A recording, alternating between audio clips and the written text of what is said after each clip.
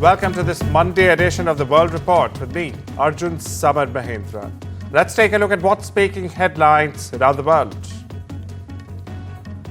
Hindu devotees have started celebrating the 45-day-long Maha Kumbh Mela festival in Uttar Pradesh's Prayagraj. Millions of Hindu devotees and visitors are residing in a sprawling tent city and dozens of pontoon bridges laid for river crossing on the first auspicious bathing day on Monday.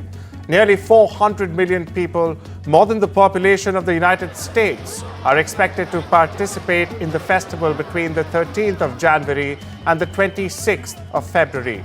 That's nearly 200 times more than the 2 million pilgrims that arrived in Muslim holy cities of Mecca and Medina in Saudi Arabia for the annual Hajj pilgrimage last year. This place have existence of death. Many people afraid of death today, but today they go and take a holy bath to remind themselves that this body will not be here forever. Fires ripping through the Los Angeles area have killed at least 24 people, displaced thousands of others, and destroyed more than 12,000 structures while burning through an area larger than the city size of San Francisco. Life-threatening winds and dangerously low humidity are forecast for much of Southern California, officials have warned, adding that the winds will cause increased fire activity. In terms of the fires that continue to rage, firefighters have made progress on several fires in California, with the Kenneth fire, which burned just over 1,000 acres, brought under control early Sunday. The Hearst fire, meanwhile, which has destroyed 799 acres, is 89% contained. The unofficial death toll from the fires remains at least 16, although officials acknowledge it is certain to rise. Meanwhile, U.S. National Weather Service issued red flag warnings for severe fire conditions through Wednesday, with sustained winds of 80 kilometers per hour and gusts in the mountains reaching 113 kilometers an hour. Los Angeles County Fire Chief Anthony C. Marone said he believed elevated critical fire weather conditions will continue through Wednesday. Listen in. Unfortunately, those conversations are not going to begin until the next predicted red flag ends on Wednesday. So please rest assured that first thing Thursday, we will start talking about repopulation in evacuation order and warning areas. For the first time since October last year, Israeli Prime Minister Benjamin Netanyahu and US President Joe Biden have spoken over the phone. The development comes as US officials race to reach a Gaza hostage and ceasefire deal before Biden leaves office on the 20th of January. Now, Biden and Netanyahu discussed efforts underway to reach a deal to halt the fighting in the Palestinian enclave and free the remaining hostages there. The White House said in a statement this after the two leaders spoke by telephone. Israel's senior delegation joined the indirect ceasefire talks with Hamas in the Qatari capital Doha on Sunday, with both sides indicating progress in the negotiations. The indirect negotiations between Hamas and Israel have made progress towards a ceasefire agreement, Palestinian officials also said on Sunday. Now, according to Hamas sources, the proposed deal includes two phases. In the initial phase, Hamas will release several Israeli hostages, including women, children, elderly individuals, and in fact, humanitarian cases as well. In exchange, Israel will release dozens of Palestinian detainees, withdraw its forces from parts of Gaza, and facilitate the return of displaced residents to their homes in northern Gaza. After the initial crush of personnel announcements for US President-elect Donald Trump's incoming administration, now the nominations process officially begins. Senate hearings are scheduled this coming week for several of Trump's picks for the cabinet. Many have even met with senators individually. Now they will go before the committee overseeing the agencies that Trump wants them to run. The coordinations of Japan, the US, Australia, and India seek to convene a foreign ministers' meeting in Washington after US President-elect Donald Trump's swearing-in ceremony on the 20th of January. Japanese Foreign Minister Takeshi Iwaya, Australian Foreign Minister Penny Wong, and India's External Affairs Minister Subramaniam Jaishankar will attend the inauguration. The US is expected to be represented at the meeting by Senator Marco Rubio, Trump's pick for Secretary of State. South Korea suspended President Yoon Suk Yeol will receive his annual pay rise despite his impeachment for briefly placing the country under martial law, the government has said. Now, Yoon's salary will be increased by 3% to 262.6 million won, in line with the standard for government officials. Since his impeachment in December, Yoon has resisted attempts to investigate and arrest him for alleged insurrection and abuse of power. Not only this has placed the country deeper into political turmoil. Ukrainian President Volodymyr Zelensky said on Sunday he was ready to hand over captured North Korean soldiers to Pyongyang in exchange for the return of Ukrainian POVs held in Russia. Zelensky's offer came hours after South Korea's National Intelligence Service confirmed Ukraine's announcement from the previous day that it had captured 2 North Korean soldiers. Now, in a post on social media platform X on Sunday, Zelensky said, and I quote, "Ukraine is ready to hand over Kim Jong-un soldiers to him if he can organize their exchange for our warriors who are being held captive in Russia. The soldiers are the first captive North Koreans to survive. If you look a little deeper, they represent a PR opportunity for Kiev during a precarious moment for Ukraine as Donald Trump returns to the White House." Bangladesh's foreign ministry on Sunday summoned Indian High Commissioner Pranay Verma over border fencing dispute. The development came hours after Dhaka alleged that India was trying to construct fences at 5 locations along the Indo-Bangla border, in alleged violation of a bilateral agreement. Mr. Verma was seen entering the ministry around 3 p.m. local time. His meeting with Foreign Secretary Jashim Uddin lasted approximately 45 minutes. External Affairs Minister S. Jaishankar will visit Spain during the 13th and 14th January to review bilateral ties and discuss regional and global issues, the Foreign Ministry said in a statement on Sunday. Now, Jaishankar will hold talks with Foreign Minister Manuel Albares and meet the leadership of Spain during the first visit to the country as India's External Affairs Minister.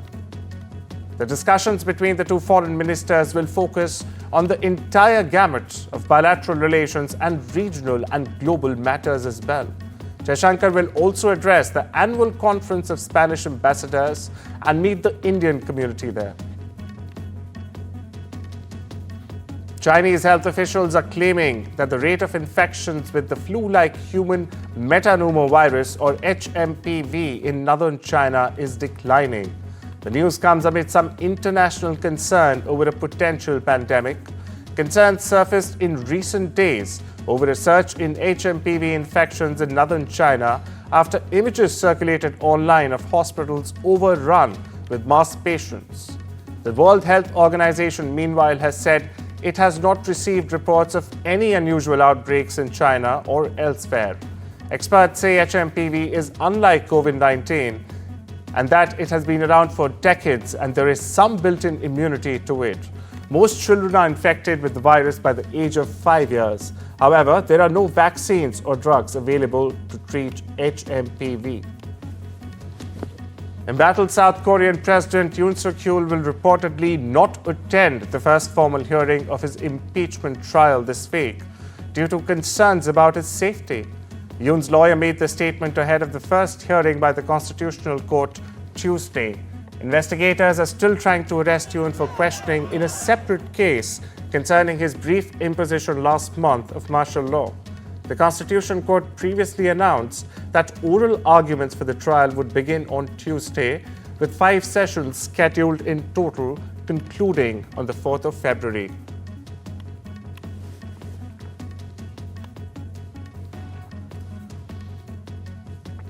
Sudan's military and its allies have taken back a strategic city from the Rebel Rapid Support Forces, or the RSF. This deals a major blow to the notorious paramilitary group, which the United States has accused of committing genocide in the country's ongoing civil war. The recapture of the city of Wad Medani, the capital of Jazeera province, came more than a year after it fell to the RSF. Wad Medani had previously been a safe haven for displaced families in the early months of the war. The conflict in Sudan started in April 2023, when simmering tensions between the leaders of the military and the RSF exploded into open fighting in the capital Khartoum and other cities across the sprawling northeastern African country. Croatia's opposition-backed President Zoran Milanovic, a critic of the European Union and NATO, overwhelmingly won re-election for another 5-year term on Sunday, defeating a candidate from the ruling Conservative Party in a runoff vote. Near-complete official results showed Milanovic won nearly 74% of the vote compared to his challenger Dragan Primorac, who gained around 26% votes. Now, this is according to the results released by Croatia's state election authorities after more than 70% of the ballots were counted. The election was held as the European Union and NATO member country of 3.8 million people struggles with biting inflation, corruption, scandals, and a labor shortage. Mexican President Claudia Sheinbaum delivered her report on her first 100 days in office Sunday in Mexico City, addressing security and the relationship between its neighbor to the north. Sheinbaum's first 100 days have been marked by the constitutional reforms inherited from her predecessor, Andrés Manuel López Obrador, that reshaped the basic institutions of the state. Changes in security and economic and political uncertainties marked, above all, by the start of Donald Trump's second administration in the US on the 20th of January.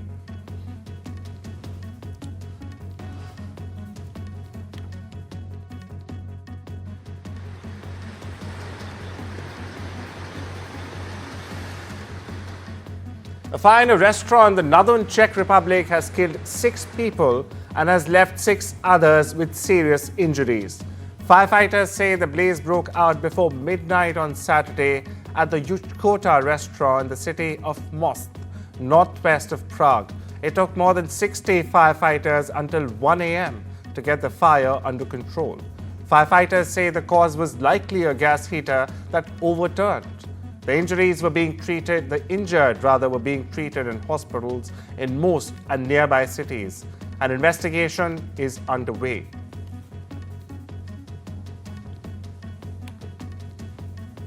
Scientists have unearthed nearly 200 dinosaur footprints dating back 166 million years to the Middle Jurassic period at Duers Farm Quarry in Oxfordshire, England.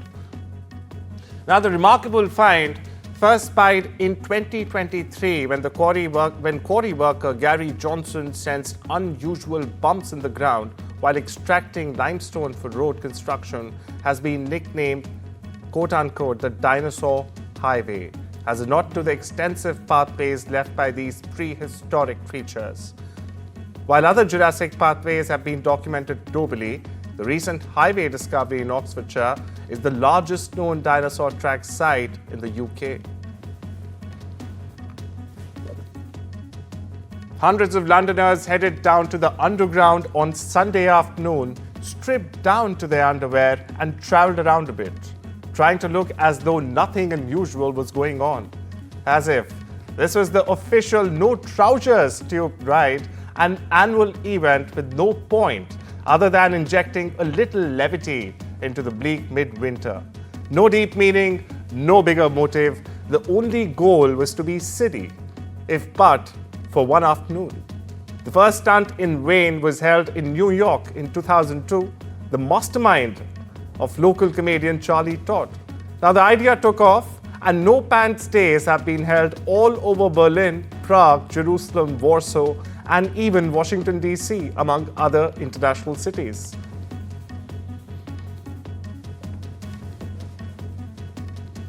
A young gorilla rescued from a plane's cargo hold is recovering at an Istanbul zoo while wildlife officers consider returning him to his natural habitat as well as how to cope with the illegal trade in animals passing through the city's busy air hub. The 5-month-old gorilla was discovered in a box on a Turkish Airlines flight from Nigeria to Thailand last month. Now this after a public competition, he has been named Zeytin or Olive and is recuperating at the Polonnaskoye Zoo.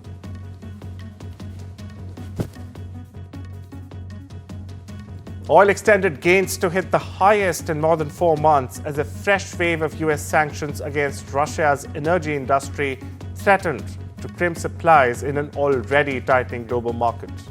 Global benchmark Brent advanced above $81 a barrel after surging almost 4% in the previous session. West Texas Intermediate was near at $78.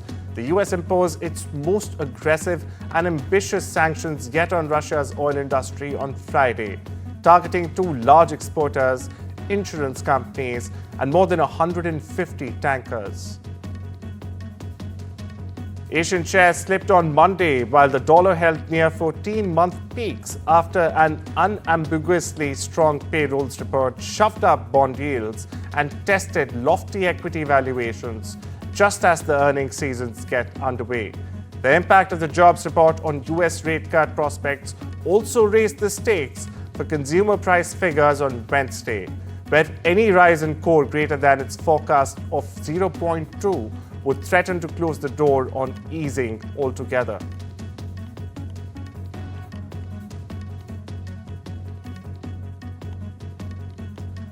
The Biden admin has delayed the enforcement of the merger in the US-Nippon steel deal. As we await details, the decision is supposed to be taken next week.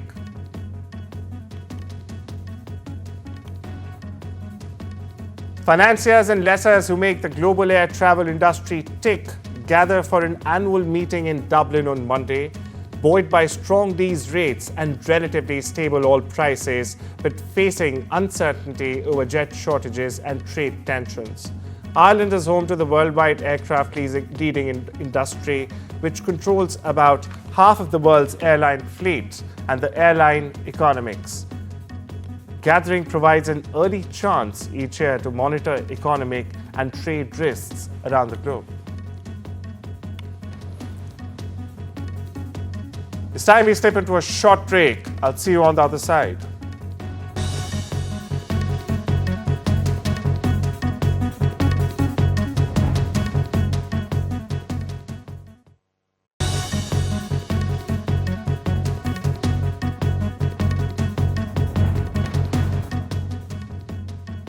Welcome back. You're watching the World Report on NDTV. Apple's board has called on investors to vote against a proposal to end its diversity, equity, and inclusion programs. It comes after a conservative group, the National Center for Public Policy Research, called on the technology giant to abolish its DEI policies, saying they expose firms to litigation, reputational, and financial risks. 9 out of 10 new cars sold in Norway last year were powered by battery only. Registration data showed on Thursday, placing the country within reach of its target of only adding cars that are electric on the road by 2025. Fully electric vehicles accounted for 88.9% of new cars sold in 2024, up from 82.4% in 23. Data from the Norwegian Road Federation has showed. The Nordic nation of 5.5 million people has adopted EVs faster than any other country in the world and is on the cusp of becoming the first to phase out sale of new fossil fuel cars. The lawyer for TikTok and its Chinese parent company ByteDance has offered a warning during Supreme Court's argument over a law that would compel the sale of the short video app or ban it in the US. They have said that if Congress should do this to TikTok, it could come after other companies as well. The law, which was the subject of arguments before 9 justices on Friday, sets a 19th January deadline for ByteDance to sell the popular social media platform or face a ban on national security grounds. The companies have sought, at the very least, a delay in implementation of the law, which they say violates the US Constitution's First Amendment protection against government arbitrage of free speech.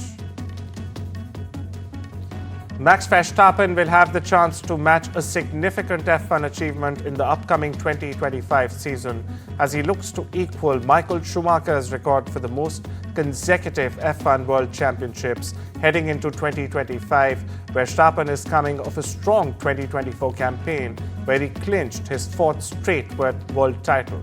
Now, despite intense competition from McLaren and Lando Norris in the latter stages of the season, Verstappen's early season dominance and consistent performance, even when driving a car that wasn't the fastest on the grid, secured him another championship victory. Singer Ed Sheeran wants people to take music in schools seriously. To that end, the British singer-songwriter has set up the Ed Sheeran Foundation to ensure that children in the UK get access to high-quality music education.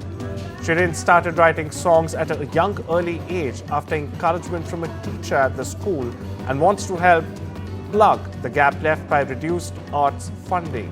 To support the launch of the foundation, the Grammy winner visited schools and youth groups in Cardiff, Coventry, Edinburgh and Belfast. Well, that's all we have for you today. Take care and have a wonderful day.